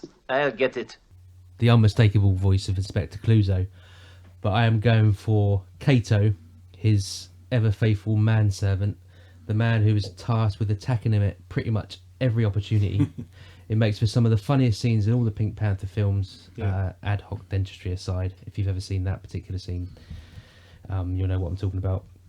And Cato invariably attacks the moment Clouseau arrives at home, and a battle to the death ensues across the entire apartment, and it is normally only ever interrupted by a phone, which you just heard there. Normally it's Cato that answers it, so the fighting stops, and then Clouseau takes the opportunity to whack him across the head and knock him out. But it's just a great character. I think probably the current climate wouldn't necessarily work in this day and age. I think certainly the way he's referred to in some dialogue certainly wouldn't pass muster these days. However, in their defence, at least he was played by by an actor of that ethnicity, and that is obviously the great Burt Kwok. So overall, I just think he's a great character. Excellent. Back to you, Brett. My next one is probably the most modern one on my list, and I am going for 1978. Yeah, now I'm going for Bronn from Game of Thrones, played by Jerome Flynn. He starts off as a kind of skilled soldier, and then sort of ends up becoming like a personal bodyguard, an assassin, and an enforcer.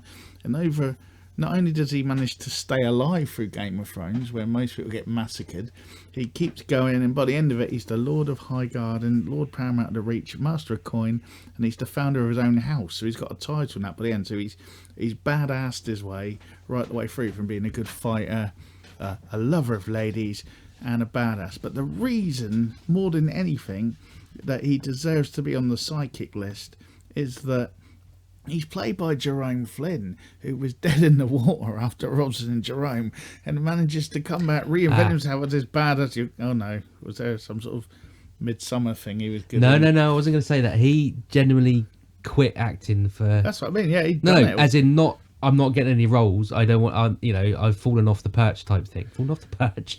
That's dying, isn't it? But he didn't. It wasn't like his phone stopped ringing. Like Rob Newman. So, decided it wasn't for him and rode a bike around London and just moaned at anyone who drove a car. He didn't quite go as bad as that, but he went off to Scotland to find himself, do some conservation work, that kind of thing. He kind of quit acting.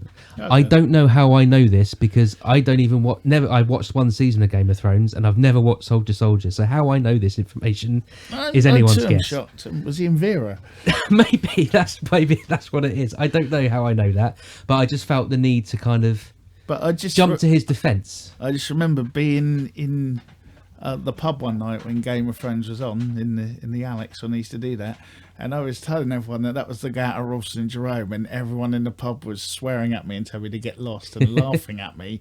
And then about 3 weeks later, they were like, "That is the guy from Robson and Jerome," and like they were all a bit ashamed because he's like such a badass. I really do feel the need to defend him more. But before he did Game of Thrones, he also did Ripper Street. That was his comeback to acting. Before I saw that. Wasn't a good sidekick in that. I just feel that's what we're judging him on. I feel we're doing him a bit of a disservice. Soldier was a massive show, and at one point he was the biggest selling musical act in the world. This is true. As much as we mock it, they were literally the biggest selling musical. They probably didn't make a penny in the out of it. entire world. Yes, Simon Cowell got like a new house out of it, and Sonia probably got Sunita even probably got like a new plastic tree. Wow.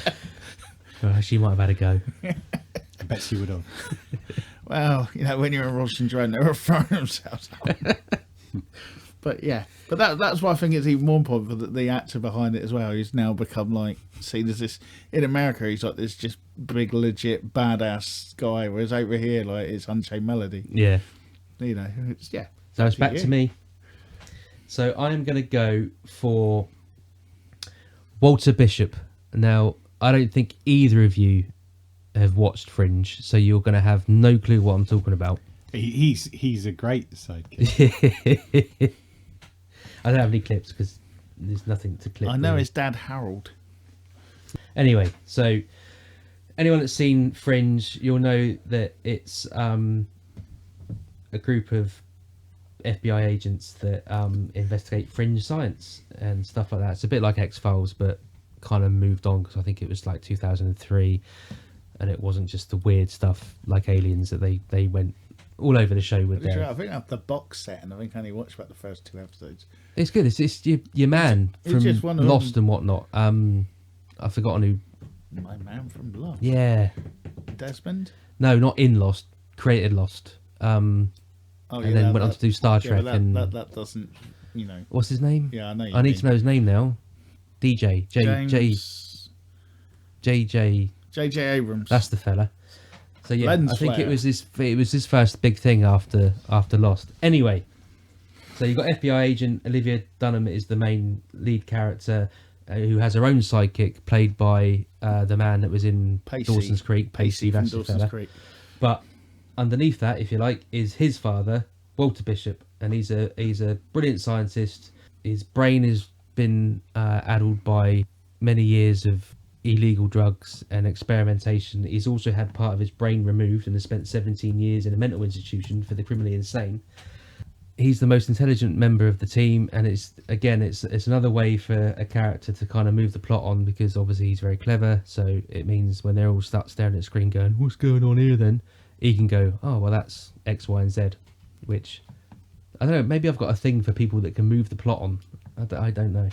But anyway. Role of a sidekick. Exactly. Yeah, because the guy that played him had a John little Noble. run in DC Legends as Oh, was well, he? if you He haven't got popped to up that in, yet. not Heroes. I keep calling it Heroes. Well, it's not Heroes. It's the other superhero thing that's kind of anti-superhero. That The Boys. The Boys. Yeah, he's the butcher's so-and-so's dad, isn't he? Yeah. Cool. Oh, back to me. Okay, so I'm going to kill 2 birds with 1 stone. And my next sidekick is Jonathan Key Kwan. So Jonathan Key Kwan first shot to fame. Anyone guess? I know who he is. Oh, you're doing him for both. Yeah. So Jonathan Key Kwan played 2 roles. Mr. Jones. As first of all, Short Round in Indiana Jones and the Temple of Doom. So as a kid watching the films, who would not want to be Short Round and get to, go on all these great adventures with Harrison Ford? So very jealous of doing that. Maybe not so jealous in some of the scenes that he has to appear in. Great little role. He basically saves Indy out of a few scrapes and vice versa. Indy saves him, obviously. But even to the point where he gets like a torch and has to hit Indy to break the spell. So he kind of saves the day. And also turned up in the Goonies, as Data. And whilst you had some of the other characters, which I'm not going to diss Goonies, I love the film. They all do, they all have their certain roles to play. Data's the one that again is there with the gadgets. That whilst they don't always work, he sometimes pulls it out the bag and gives that comic relief as well. And as I said, while some of the other characters are probably the main stars, for me, he kind of stole the show in most of the scenes. He's a standout character in that, as opposed to the rest of them. You could all argue. Oh, start that again. You could argue that they're cookie cutter characters. Yeah. The jock, the high school sweetheart, etc. Whereas Data is it's quirky. Well, he turns up on a rope slide. Yeah. It's a John Hughes sort of layout. It is exactly that. Right. It's almost. I've only done none of them should be friends. No, exactly. Yeah, it's almost like the Breakfast Club outside of the school. Outside of breakfast. Yeah. And even today, if I'm struggling with my coat, I want to go, pictures of power. What have I got under it? Or maybe that's just me. Yeah, could be. Always about the gadgets. Did he have a helmet? He didn't thrust it upon me. Right, back to me. Right, I'm going to go with my top choice, only because I'm worried about time. But I've still got plenty more. I am going to go for possibly the greatest sidekick and teacher of all time, even though he might be getting old.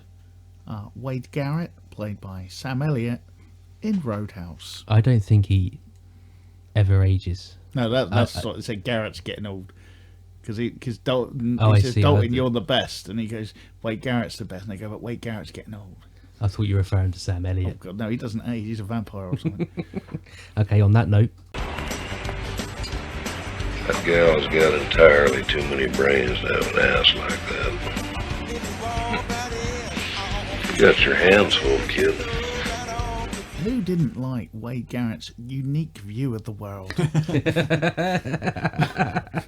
which in the modern day may be seen as a bit exploitive, but in his own unique way, he was given praise to that lady. You almost want to say he's a man's man. Yeah, he was a man's He man. likes to drink. He likes to fight. He likes women. He once got bonsaied by a battle of Jack Daniels in Albuquerque, man.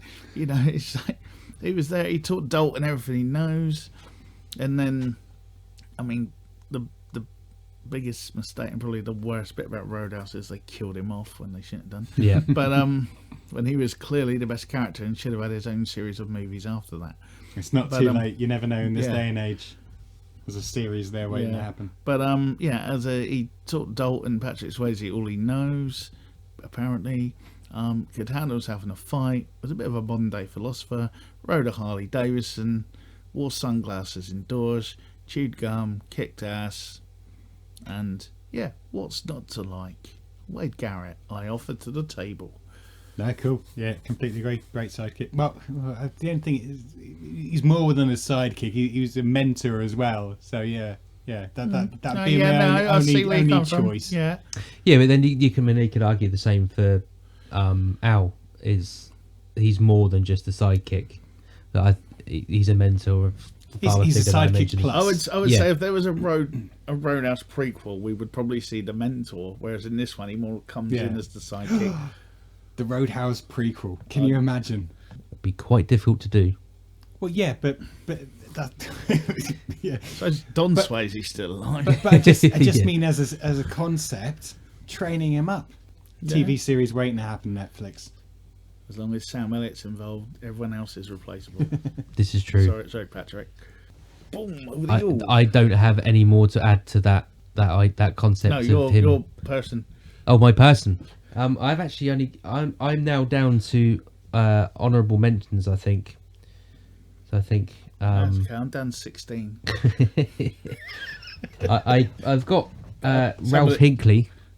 Ralph Hinckley, the elongated man. No, the greatest American hero. Oh, of course, wrong hero. Wrong era. Wrong hero. Wrong era.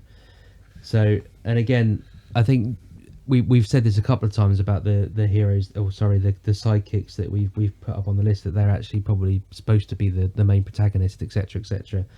But Ralph Hinckley, played by William Catt, the show's based around him and the fact that he kind of lampoons it about in his suit. But the reason he lampoons it about in the suit and hasn't got a clue how to use it is because he's a substitute teacher, and the suit that he's given was thrust upon him by a set of aliens in the Nevada desert or Los Angeles desert.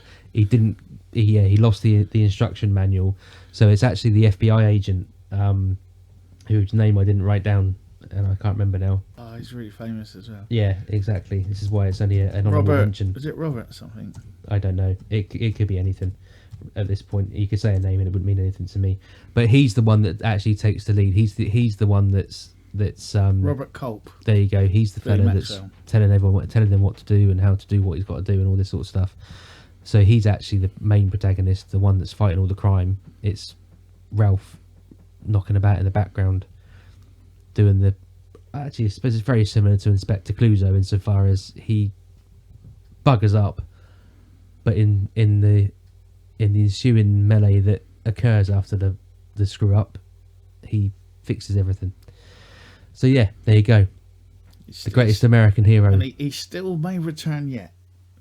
It's been redeveloped, rebooted, rethought every so often. They did a film with a girl for a little while. That was sort of immediately after the end of the first run. That was almost straight after. No, they've done another one with a girl as well. Oh, have they? Because they did a pilot for it for the Greatest American Hero being a woman, and that ended up just forming part of the last episodes of that season. No, there's been a more modern one, and then it was back in development again. So, I mean, he's still around, so it would be nice to see him sort of pop up at some point.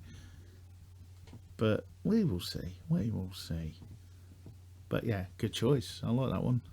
Cool, thank you. And I'm really tempted to play the theme tune now, but I won't. But check out his school class as well, because that's a little Who's. Oh yeah, there's loads TV. of. I remember. Yeah, like I said, because Michael Parr, whatever. There's loads Cruzers, of them in the and Faye Grant, who later on went to V. I think halfway through that series. You say names, it doesn't mean anything to me. Juliet Parrish from V. Cool. Oh yeah, that was. Oh no, we're not. That was. I'll shut up. He's just collapsed. Paul. Okay, so as life moves pretty fast and maybe we are running out of time, I will try and rattle through. So that brings me on to Cameron Fry, played by Alan nearly Ruck. put that down. I nearly did. In Ferris Bueller's Day Off. And yeah, we all know that Ferris is the star. But let's face it, Ferris would not have had that day and would not have been able to get up to all the crazy mishaps that he did unless it was for Cameron Fry. So he's my first honourable mention. Need to give a shout out to Alfred from The Batman and Batman and many other Batman films. Do you have a particular incarnation in mind? For me, Michael Caine. Well.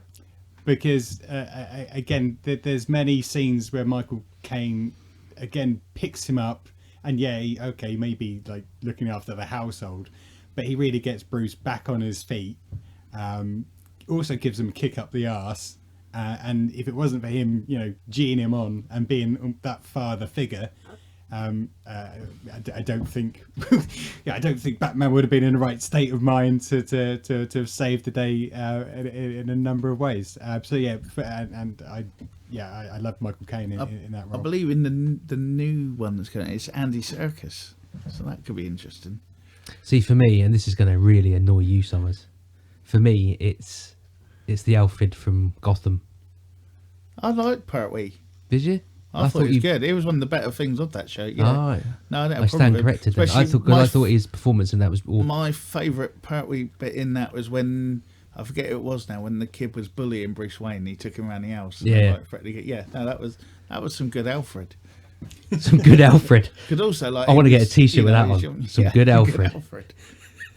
Oh, and the guy, the Pennyworth show, where it's Alfred when he's younger, he's very good as well. So is that worth it? I haven't watched any of that. I've watched about half the first series so far, and I have to say, Paloma Faith is stealing every scene she's in. Really? She is an evil bitch. You wouldn't think it's the same.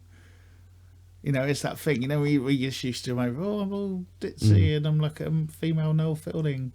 Then it's over there. She's like, right, okay. She's got some great lines, and cool. She delivers them with some nice venom. Because that's on, I think that's on one of the channels that I've got.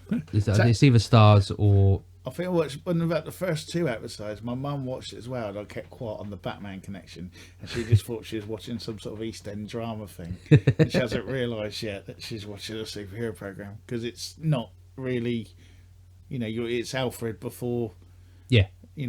Thomas Wayne's in it here and there, and I guess as the series develops, they will become more friendly. Otherwise, that'll be a bit silly. But yeah. So well worth a watch so far. Not been a bad episode. I might maintain my Stars subscription then, because I think that's what channel it's on Amazon. So because they got that. I think Doom Patrol's on there as well. You should do that. That's Trippy's. That's Off Your Nuts Trippy, and Heels is on there as well. Yeah, I know Heels is on there. That a family drama about wrestling isn't floating my boat, to be honest. Sorry, Paul. With that no, we just kind of that was good. Kidnapped. We were bigging up the Alfred. Okay, so back to The Princess Bride. I chose Inigo Montoya. Similar ways that we've already mentioned. He may be a bad guy, but he's not a bad guy.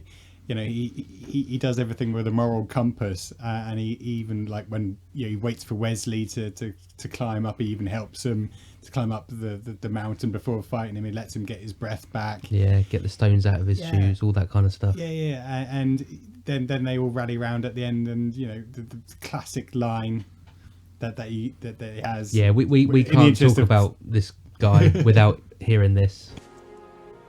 I will go up to the six-fingered man and say, "Hello. My name is Inigo Montoya. You killed my father. Prepare to die." Classic. Yeah. So brilliant character, and brilliantly played by Mandy Patinkin. Sorry. So has to have a shout out from me. Also, what else have I got? I've got Kit from Knight Rider. Oh, good choice. Yeah, because again, I love the car. That's proper thinking outside the box. That I like that. Well, I love the car, but yeah, the amount of times again that Kit saved the day, even when Michael was passed out, dying, Kit still managed to come through, and yeah, kept on trucking. Save Michael Knight from all those drink driving charges. I had Rocket Raccoon from Guardians of the Galaxy, just because I think some of the one-liners he comes up with are just phenomenal. And just I need that guy's eye, or that guy's leg. Yeah. Why did you need the leg for? I didn't. I just wanted it. But in a Bradley Cooper voice, and also just all-out guns and destruction that he manages to unleash. Had Ed from Shaun of the Dead, Nick Frost. So Simon Pegg is the lead character. Ed kind of steals so many of those scenes, and if it wasn't for him, they wouldn't have got to the Winchester in the first place, let's face it, or even been on the list. And so that was a worthy shout out. I had Rodney from Only Fools and Horses, but completely get your point that maybe as the seasons progressed, it was the equally brothers. As much of a star of it, or protagonist, whatever you want to say. And just a number of others that could maybe fit another show. Yeah. So have you got any honourable mentions? A few, preferably. I'll get through them quickly, don't worry. Of my honourable mentions, I have Frohickey, Langley and Bowers, known collectively as the Lone Gunmen from the X-Files. They were the only people that knew what was going on more than Mulder did. I have Dominic Santini, head of Santini Air, played by Ernest Borgnine in Airwolf, the man that pretty much got everything going and worked all the computers at the back, while Jan Michael Vincent focused. We have Emma Peel, played by Diana Rigg in The Avengers. Good shout. Brought the female sidekick forward many steps and looked glamorous at the same time. Other sidekicks, you can't have a sidekick without mentioning Silent Bob, played by Kevin Smith. Another forgotten sidekick who probably did all the work was Tattoo from Fantasy Island, played by Hervé Villechaize, if I said that right. Another sidekick worth mentioning was Wilma Deering from Buck Rogers, played by Erin Gray, as was Jodie Banks, played by Heather Thomas in The Fall Guy. Just a couple more. I've got Theodore T.C. Calvin, played by Roger Mosley in Magnum P.I., the guy with the helicopter who did most of the stuff for Thomas Magnum. Officer Francis Llewellyn Poncherello, known as Ponch in Chips, played by Eric Lestrada, who was the sidekick that became the star. That was the interesting thing. He was supposed to be like the other guy was, John was supposed to be like the main guy, and he was like the crazy partner, but as time went on, there, it swung the other way, and not everyone was Focus happy groups about got that. involved and all that. Yeah, not everyone was happy about that. Peter DeLuise, who played Officer Doug Penhall in 21 Jump Street, stole the series from everyone else. Tony Sands, who played Tom in Moondial, freaky little kid from the past, but was really good and brought it through. Mark Ryan, who played Nazir in Robin of Sherwood, he had two swords and looked like he could legitimately kick your ass, which we found out as he was older he actually could, even now, because he's in Vikings, I think now, or Black Sails, one of them. What you got? Big bold bloke now. Yeah, I think it's. Is it Black Sails? It's one of those. Anyway, Anyone he's out in there that, that but wants to I correct haven't. us, I feel haven't free. watched it, but I know he's in one of them. I don't remember seeing him in Black Sails, but I do remember But hearing he's a seeing massive, it. big, Yeah. bold bloke now. He don't Yeah. look like he did before. True. And Branscombe Richmond, who played Bobby Sixkiller in Renegade, Reno Reigns' best friend, and ran the bounty hunting agency that Reno managed to earn a living by whilst being on the run from everyone in the American police force, government, FBI, and everyone else. So yeah, you know, what a good friend he was. Proper sidekick. Damien. Oh. Cool. Well, I've only got one more, but I'm surprised neither of you mentioned even honourably, which is, well, I hope you get, he's half dog and he's half human. He's his own best friend. Barf. Barf. Why did I genuinely thought to myself, I'm not going to do anything on Barf because one of you two is bound to. So I thought, I'm not going to spend the time writing up a little synopsis or anything like that. I'll just leave it for you two. But no. So, any other ones we've just thought of, just kind of remembered? Penfold. Do you know what? I was just going to say that. Get out my head. Yeah. I'm actually still fighting the urge not to do an impression of the guy from Fantasy Island. So yeah, no, don't. I know. I'm not going to, but it's really hard not to do it.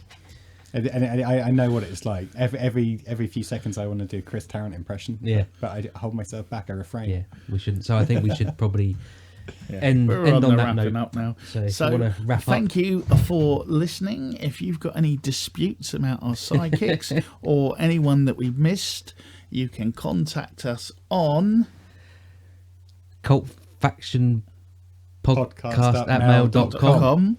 Excellent. That sounds like a Saturday morning TV show. Yeah. Also, obviously, everything's on cultfaction.com. You can visit that. We've got our social media. We're getting very trendy on TikTok now, so, you know, come and have a look there. But Instagram, Facebook, Twitter, wherever social media, we're there. We have a strong presence. So, yeah, thank you for listening. If you hit the website currently, we have a competition running along with our friends at Fabulous Films, where you can win the 30th anniversary Blu-ray edition of Cape Fear. So go on there and apply. It's all on the website. But apart from that, it just leaves me to say that it's a goodbye from me. It's a goodbye from me. And it's farewell from me. So be good to your sidekicks, and we'll see you soon. And don't have nightmares. Superman. One more thing. Breaking everything. Sorry. But you are hosting. You can speak. I forget. We have a nice clean studio. Where are the girls gone that are holding the grapes up? You might have lied. Surely you cried it up. Never met the bloke. We're all suddenly Freddie Mercury fans because he died. Move on. Paul, no one likes Foundation. I just had the weirdest thought.